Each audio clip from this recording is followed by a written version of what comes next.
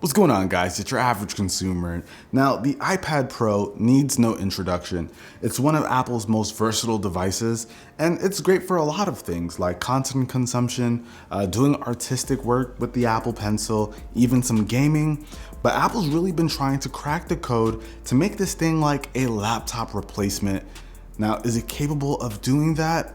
I'm not really sure for everyone it can, but it does check a lot of the boxes when it comes to being able to do just about anything and pretty well. Now, we know there are tons of games in the Apple Store, and some of those even have iPad versions that you can take advantage of, and some of them even use the 120 Hz display so that you can get a really smooth experience when gaming. Subway Surfers is like my go-to when testing out this feature, and it looks really good. But Apple Arcade actually has quite a few titles in there that really take advantage of what the iPad Pro is capable of. And what's even better is that the iPad now supports external controllers like the Xbox One controller. It supported a bunch of game pads in the past, but the Xbox One controller can now officially work with it. And man, this thing completely changes the way you game on an iPad. But that Xbox controller does have to have Bluetooth in order to work with it. I played some pretty interesting games like Oceanhorn 2, which is a pretty cool adventure game, Sonic Racing, and even Call of Duty Mobile. And let me tell you guys, me playing Call of Duty Mobile with an Xbox One controller is like a cheat code, I swear. Instead of fumbling around with any weird on-screen controls, you have an actual dedicated controller, which is something I feel like most of us are more accustomed to, and it really shows. In my first couple of rounds playing this game with Xbox One controller support, and you guys can see for yourself, you can see my kills compared to everyone else's, is no joke. But I like the idea of this, being able to take your iPad pretty much anywhere, bring an Xbox One controller with you, you're able to game on the go, and if you have the LTE version, you can play online games no matter where you are. It's just a really, really nice setup. I like the way Apple is going when it comes to gaming on the iPad or even other platforms like Apple TV and all that stuff.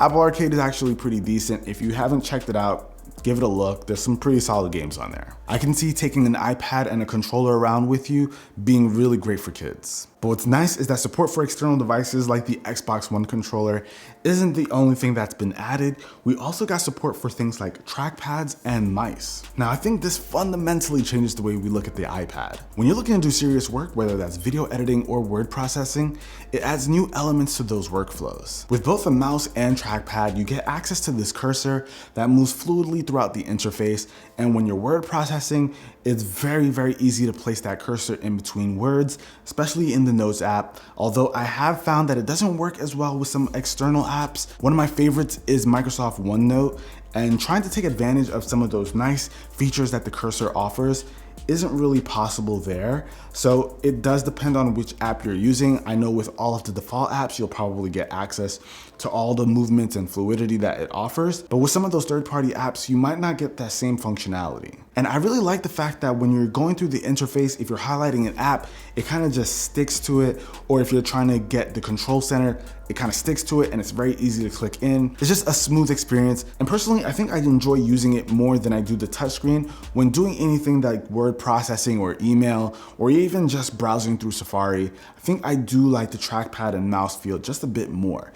Now, what the trackpad also offers is gestures. So if you're familiar with using gestures on your MacBook Pro or your iMac, you pretty much get access to all of them on here.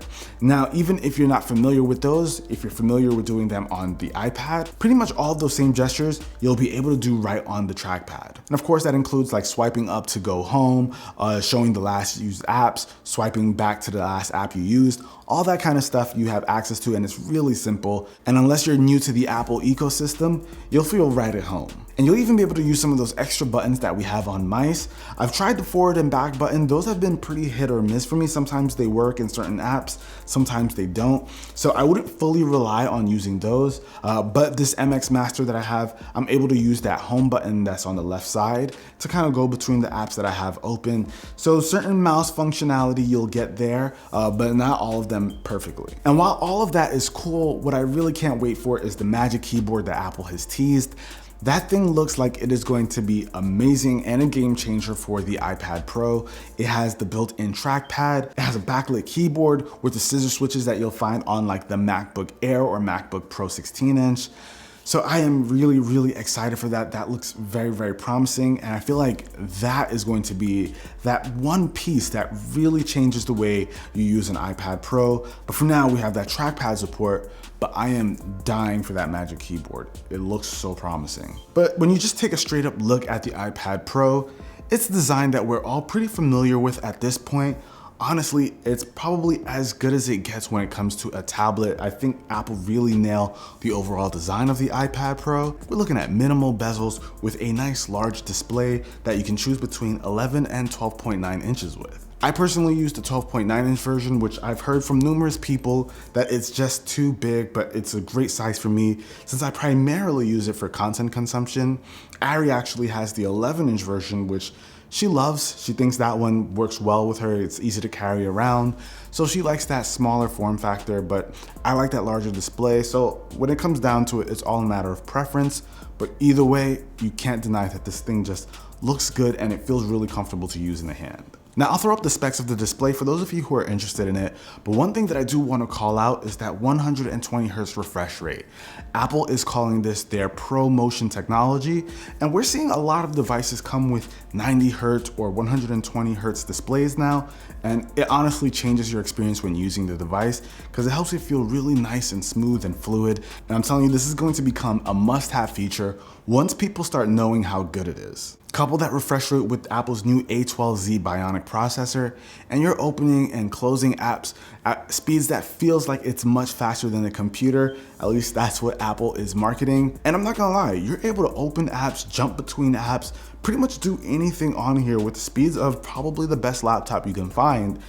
This thing is absolutely comparable, if not better than most laptops out there right now. And of course, that is thanks to Apple optimizing the heck out of their products. But it's not just fast. This thing is actually pretty powerful. You can use apps like Photoshop or LumaFusion for video editing, and I'm still waiting for that Final Cut Pro support, but until then, LumaFusion does the trick. So if you wanna edit like large photos or even do some video editing, this thing is powerful enough to handle that without skipping a beat. It's actually pretty impressive. And that's why I want Final Cut Pro support. I definitely think that this thing can handle it.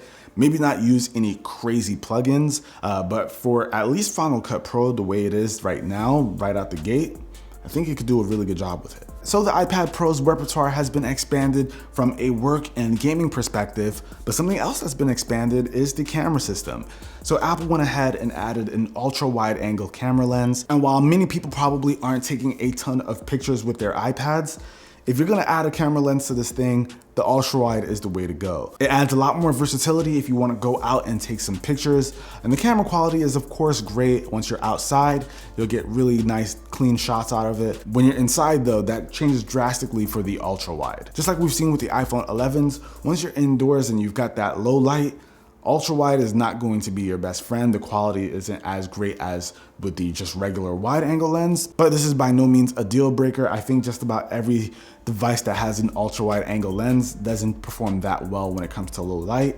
Hopefully we'll see that change in the future. But what they've also added to their camera is a Lidar scanner. And this Lidar scanners are gonna essentially help in the world of AR.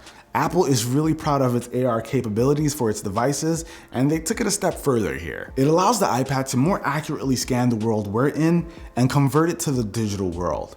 Now, some real world scenarios where you'll actually be able to take advantage of this is if you're using something like the IKEA app and you want to see how a piece of furniture fits inside of a room.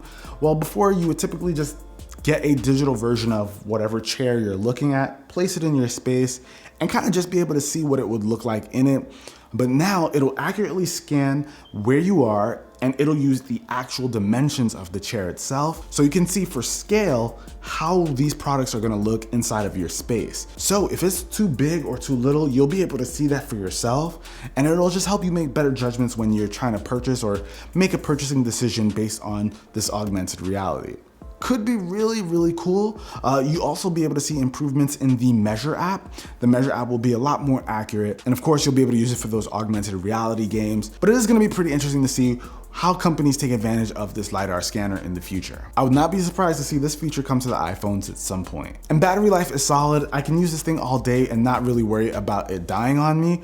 And honestly, I don't use it that often throughout the day because this thing is a complementary device for my phone and my laptop. So when I pull it out, I use it for like short bursts. So I can go days without having to charge this thing. But if you use it a bit more heavily, I think it's pretty safe to say that you can get a full day's usage out of it. But the big question is it worth your hard-earned money? If you don't own an iPad Pro from last year, absolutely. If you do, don't even bother. This is not meant for you. Just update your iPad Pro and you'll get a lot of the same features here, except of course that Lidar Scanner.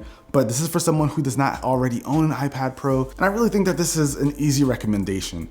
Unless you're looking for it to replace like a laptop, I don't know if it's quite there yet. I don't know if you'll be able to get over the file management system. It's quite a bit different on the iPad. It's not like the traditional file explorer that we usually see on like Windows or even Mac OS. But if you're willing to learn and navigate through the iPad OS, I think it's gonna be capable of doing a lot of things that you're looking for. The iPad is something I personally use on a daily basis.